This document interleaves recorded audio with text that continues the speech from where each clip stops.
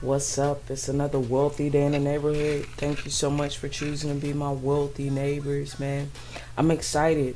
Thank you. Welcome to the 11th episode of Wealth Talk TV, where we again have candid conversations with wealthy individuals who are on their wealth journey, fulfilling their purpose, just to figure out some of the things that they know, what type of blueprint or what type of things that they've encountered, and just basically passing the information back so that we can apply it to our own personal wealth journey. So I want to again thank you.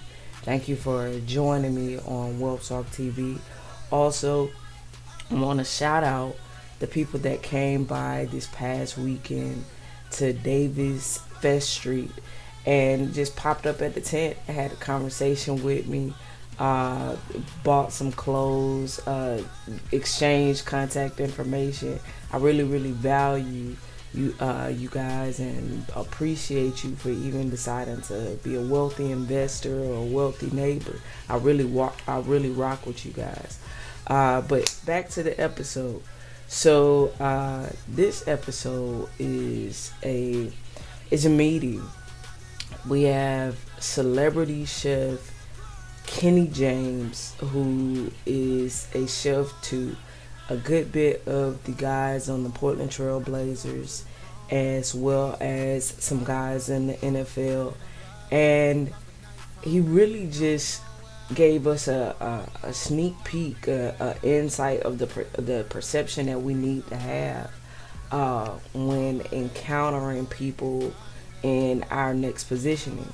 So I really can't say too much more than that. You're gonna have to listen to the conversation and just pick up the information that you need from there. Um, Take good notes, take good mental notes, and just apply this to your life.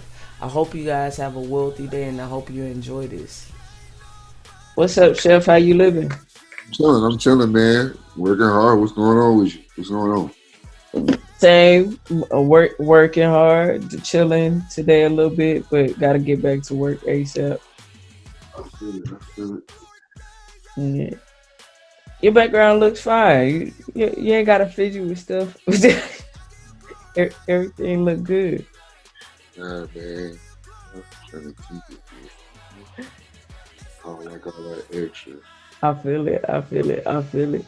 All right, so I'm a I'm gonna go through like a couple of questions with you, but I do want you to just feel comfortable. Feel free to be extremely candid and open about whatever your experience is, good, bad, ugly, or indifferent. I think that uh, people learn better from kind of knowing the insider information. You know what I mean? Yeah. Cool, cool, cool. So we gonna start now. First of all, thank you for agreeing to do this episode. I know that you are extremely busy, jet setting, and taking care of everybody. Hopefully taking care of yourself as well. But before we even like, welcome to Wealth Talk TV. I really value your time, and I really value your mind. And I'm gonna let you introduce yourself. So go ahead and tell the people your name and what's your purpose. I'm Chef Kenny James. I'm just a private chef for a lot of the guys that play for the Blazers. I have a few other clients that play for the NFL and things of that nature. Um, I really just try and find my purpose in cooking and trying to make others happy and motivating people to do whatever their passion is, because my passion wasn't as easily as accepted as others. But once I found it and was able to stay confident in it, it worked out for me great. So, yeah, that's just me in a nutshell. Dope, dope, dope. Um, could you elaborate on that piece about why you say that your passion wasn't accepted? Well, commonly, like, you didn't have black chefs or chefs in general being a prominent job when I was coming up. But Mhm. I knew that it was something that I wanted to do, was something that I had conviction about. So I had to focus and want to do it beyond everybody else. I had to quiet the noise and know what I wanted to do, despite understanding that the market wasn't necessarily available for me early on. I was just supposed to be what I was supposed to be, which was someone who enjoyed cooking, and that would usually result in a five-star restaurant job or ending up behind someone. But I Mm-hmm. saw something different, and I just had to wait on my turn, wait on my lane to open up. And once it did, I'm here. 6 years in business. Dope, dope. That's what's up. So I guess that kind of like feeds into that second question that I typically ask, as far as like, what were some of the adversities that you experienced into getting to the point that you are at now? I feel like one of the major adversities I had was sense of self Mm, throughout the understanding of my purpose. I mean, mm, I love to cook. I love to make people happy with food, but at a certain point, you have to monetize that value. right, You have to understand that you have a sense of self and a purpose that you have to fulfill, but you also want to make sure that you can feed your family behind this. So right, knowing that your purpose is going to make way for everything that you're doing and how to confidently step into that blessing. Most right. people love to sing, but they only want to sing in the shower. Yeah, Most people cook, but they only cook and bring that potato salad to the church picnic. They're not going to step out and say, maybe I can sell this. Maybe right. I can do something with that. You really have to engage with sense of self and sense of purpose and understand that the world wants your gift. You just have to find out how to bottle and sell it, so to speak. Gotcha. What what were some of the steps that you took to basically like establish your sense of self to even get to a point where you could bottle it up and sell it? I pretty much just counted on my mentors to tell Mm, me my value in the marketplace and in the world. It's surrounding yourself with people who are knowledgeable about what you're trying to do and can help you reach new plateaus and new levels in your life that you may not necessarily see. right, So it's really just making sure that the circle around you helps you understand your value, because being yourself, you won't really realize when you make a transition or when you make a change. It's like when working out, when they say, it takes 30 days right, for that basic change, 60 days for, a few people to see it. And now it's 90 days before the right. world is really like, okay, you've made that change. That's really the same way in business. It's going to take you 30 days for the circle and inside just to notice some small changes. Then it'll take another 30 days for everyone to say, okay, this person is really posting consistently. And then Hmm. by 90 days, the world is looking for your weekly posts or whatever your new recipes, whatever the case may be. So, Right. just stay in repetition, stay with a team that can help you with that repetition, because sometimes you don't understand who you are and they'll Hmm. help you with that. Dope, dope.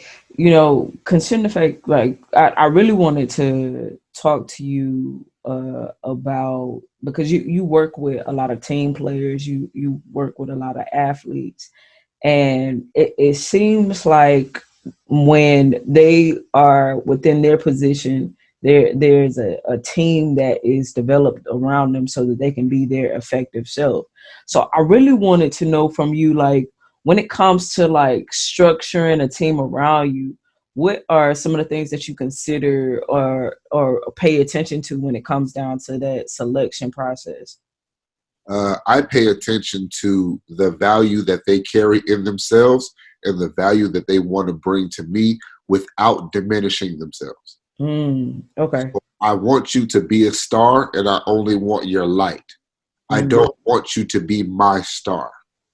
gotcha. And like, I Yeah. want you to understand your value, be isolated, be who you are and what your purpose is, but Right. make sure that purpose can aid me in minds, not take over minds, not create a new purpose for me. Right. Just do something that's going to help me and be a star in your own right. So that's really what I look for predominantly. It's just the focus of sense of self within them. Wow, that's powerful. That's value too. So when it comes to like, what are, because you're with food being in the mix, different conversations and different habits are just all flowing throughout the air.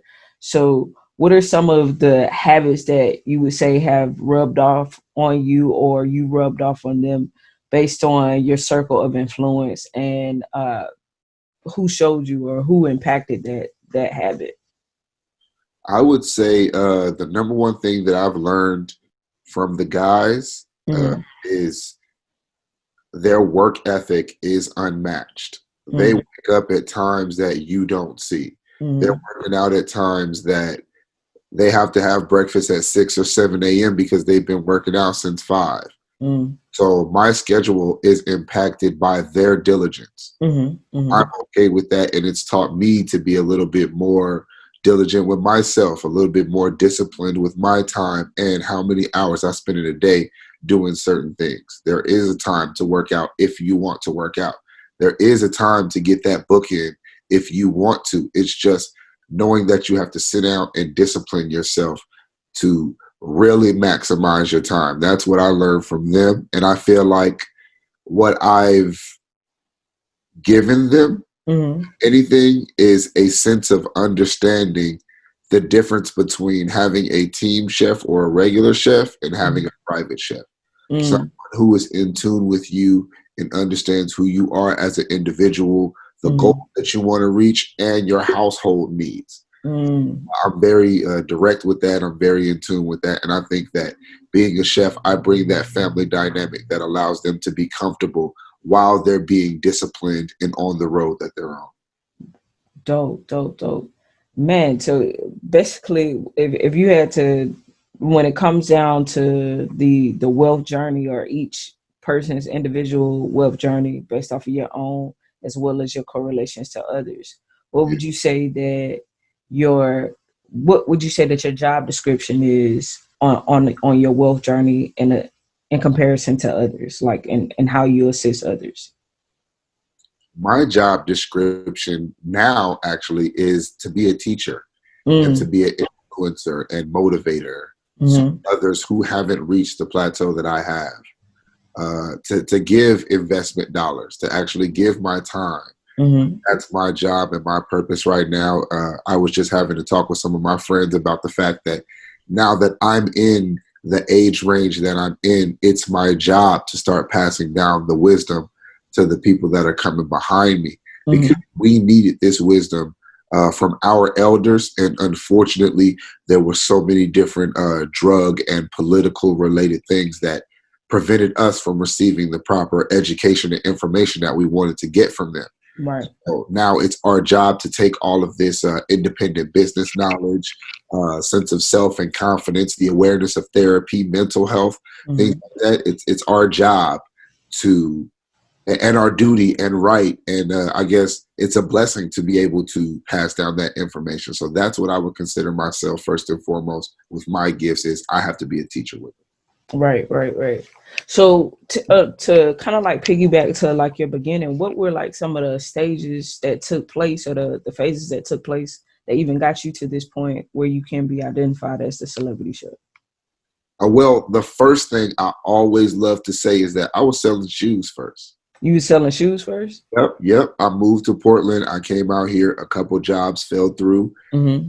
Uh, Thankfully, my family was able to get me into the Adidas employee store, and I Yeah. started selling shoes. And I sold them confidently, all the while saying, "This is not my last stop. Right. I'm going to sell these shoes happily. I'm going to be the top seller. I'm going to Right. make sure I get socks and headbands and T-shirts, and I Right. want to be the best at this situation." So that when my work ethic comes into question, no matter what I'm doing, it's Mm-hmm. going to be magnified. So Right. I started there, humbly accepting my job. And I always say, I appreciate my position and I plot my promotion. Mm-hmm. So I know where I'm at, I know what I'm doing, and I know where I want to be. And Right. Repeat that again. You said you appreciate your position, but you I what? plot my promotion. One more Plot, time. I appreciate my position, but I Mm-hmm. plot my promotion. You plot, PLOT, your Yeah, promotion. plot my Okay. promotion. So I the feel whole time I'm putting those shoes up, the whole time I'm relaxing, I'm making sure that it's understood that this is not where I'm going. I'm just plotting the next space from here. right. So I Oh, can stand confidently in this space. You know, I knew I could cook. right. Putting up shoes ain't gonna stop me from being able to cook.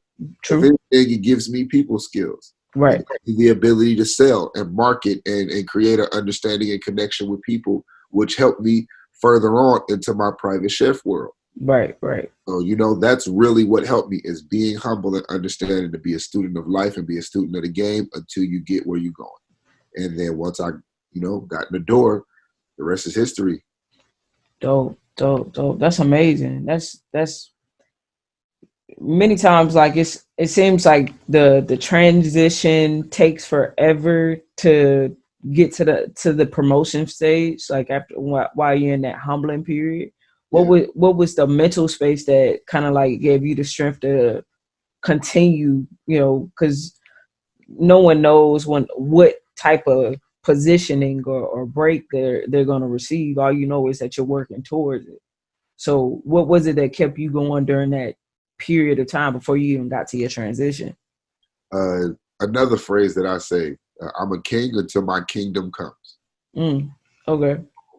Selling shoes, I'm still a king. Right, right, right, You know what right. I mean? Like, I'm just not at my kingdom yet. You right, right, right, I'm still not at my kingdom yet. I still haven't reached the plateau and space that I want to be in, right, but I'm still working towards it. I'm still every day turning into a teacher. I'm still every day turning into different things in this world that's allowing me to build my kingdom. right, Will be a mass network of people and the schools that I want to go into, the funding and who I want to be as a man overall. So right. when that king is finally shown to the world, I might be 60, Yeah, might be 70, who knows? right. But those things are every day what's going to build the Mm, person. You know what I mean? yeah, So the little wins, as long as the little wins keep happening, the right. combination of who I'm going to be is what keeps me going because it's all building up to something. This is not for nothing. Gotcha. I feel that. I feel that. Okay, so when it let me see. When it comes down to your legacy work, what exactly do you want your legacy work to look like for you? I want my legacy work to reflect me as a giver. Mm, Yeah, I want to be the silent person that when I go, everyone talks about. Do you know he gave me this, or do you know that this time was spent where he didn't have to, and those type of things. I want to be a contributor to people. That way, they know that if they're a contributor to someone else while they're in their confidence stage, the world can blossom from there. So that's what I really want my legacy to be about. Is just a space of me giving to the world so that way the world can continue to give and hopefully we just start that cycle of paying it forward. that makes sense. That makes sense.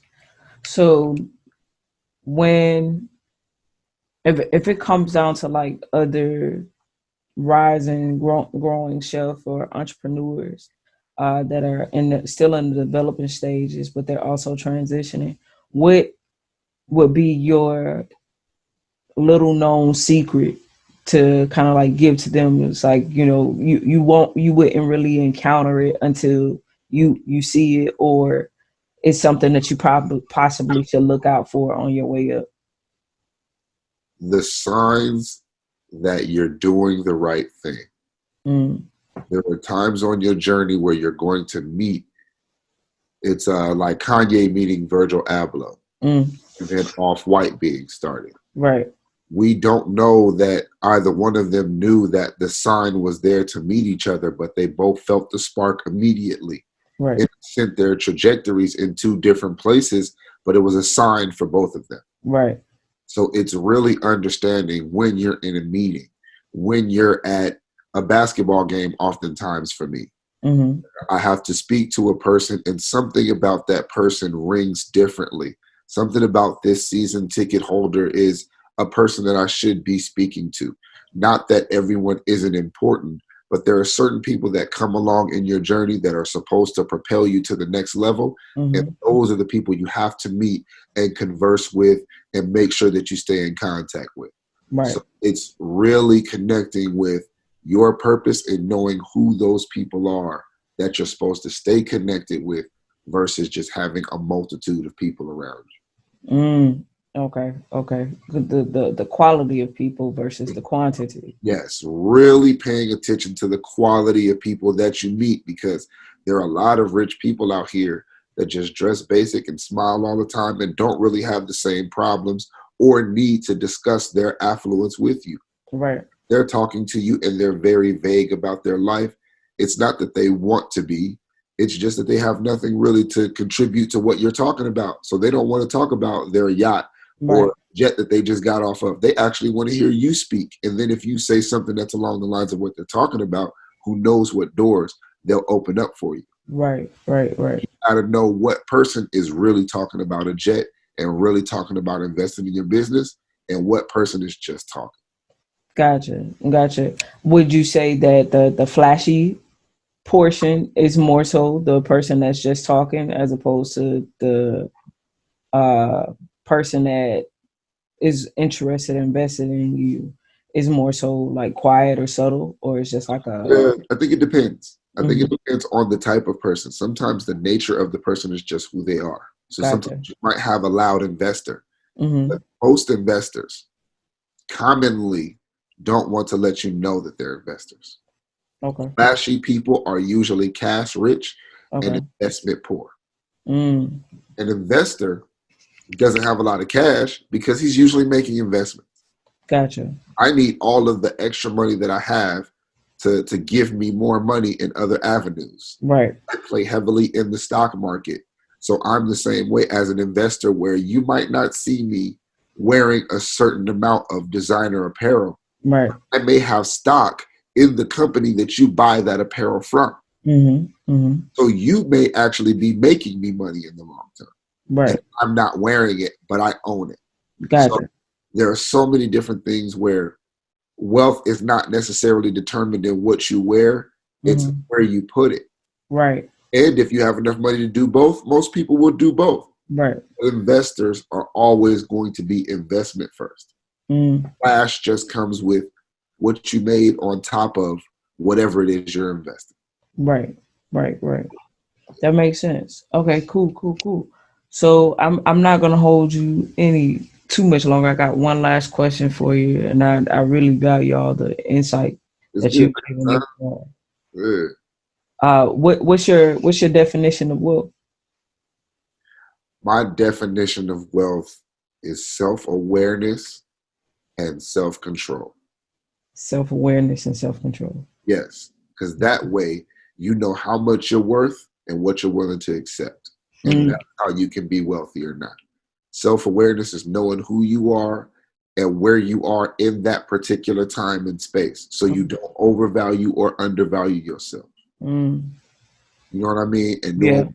knowing where you want to go and what you want to accept will tell you how wealthy you are in that space. Right. I have certain times in life where I would love to cook. I would love to be traveling the world. But if I'm missing time with my family, then I'm not really wealthy. Right. I Right. don't have awareness of what's important. Right. Right. Right. So as long as you know who you are and where you want to be at particular times, you can value yourself and make sure that you control those things. Mm, You know what I mean? I yeah. don't have to travel if I don't want to, because I value my family time. Right. Right. Once I mix my awareness with my control, I can determine how far I go, if I Mm, want to leave at all. You know what I mean? That's real wealth. right. Right. That's so. That's meaty right there. That's so meaty because you said that self awareness shows you where where you are as far as in your present moment, Exactly. and self control is like how you value yourself, like what you will and will not accept. Exactly.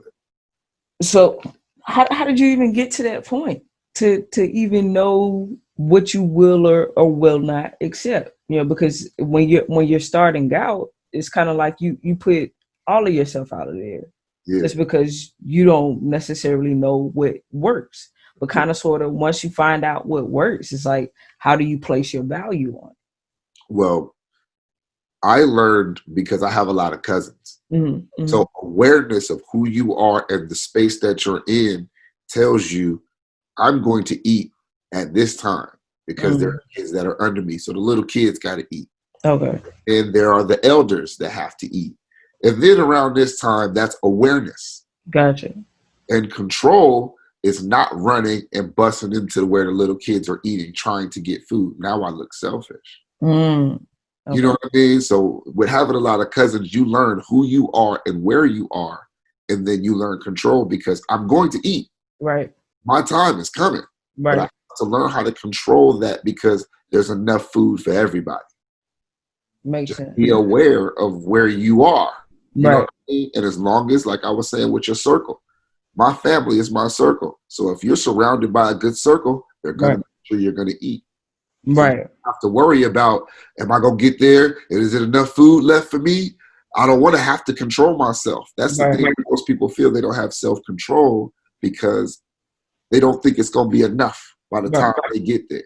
Right. It's not going to be enough money. It's not going to be enough jobs. It's not Right. going to be enough love. It's by the time I get to the thing, it's all gone. So I want to get there first so I can get the most, Mm-hmm. as opposed to control.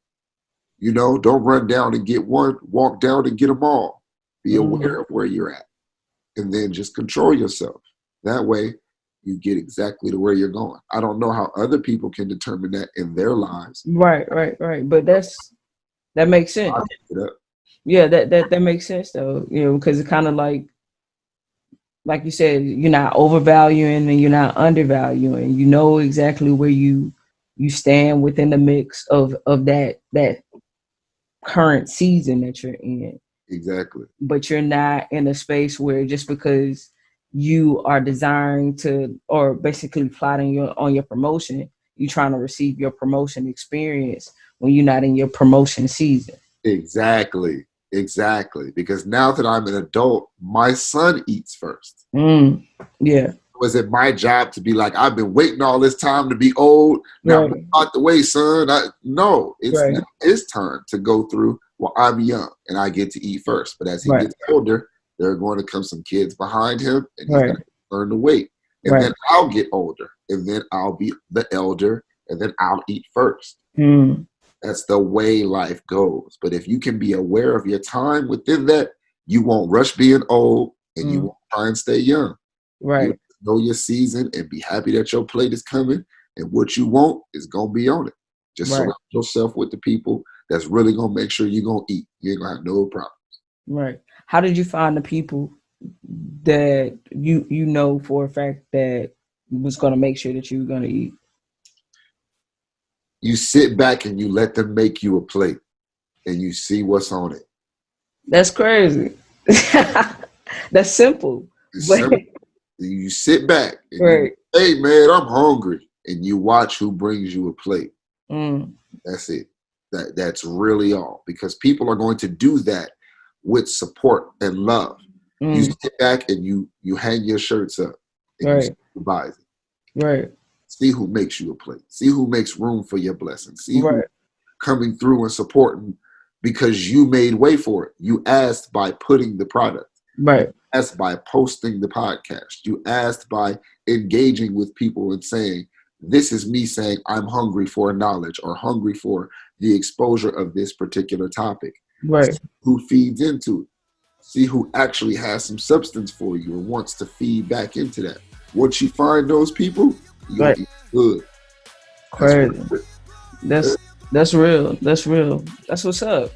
yeah. Cool. Cool. Cool. I'm trying to see if I have anything else. I Because don't. it hit your point because you was talking about remember putting yourself all the way out there. Yeah. Yeah. Don't put yourself out there. You said what? That's how you don't put yourself out there, but you stay in a vulnerable space. Because Mm, awareness says, I have a product. right. You don't have to be vulnerable and overexpose yourself by trying to give that product away or Mm, value it by giving it to somebody for cheap. gotcha. You know Okay. what I mean? Like that, with that self awareness and confidence, you can go, nah, man, I got this thing. Let's see who can buy it. Right. When Nip put out the project and everybody told him you were charging too much for that album, Right. he said, man, I'm putting it out. Right. Someone's going to have this. Someone's going to make a way for me because they see the value. They're going to make me a plate. Right. And they made that man a plate and then he multiplied it. Right. Right. So, Right. yeah. That's what's up. That's what's up. Man, wow. That So valuable, but so simple.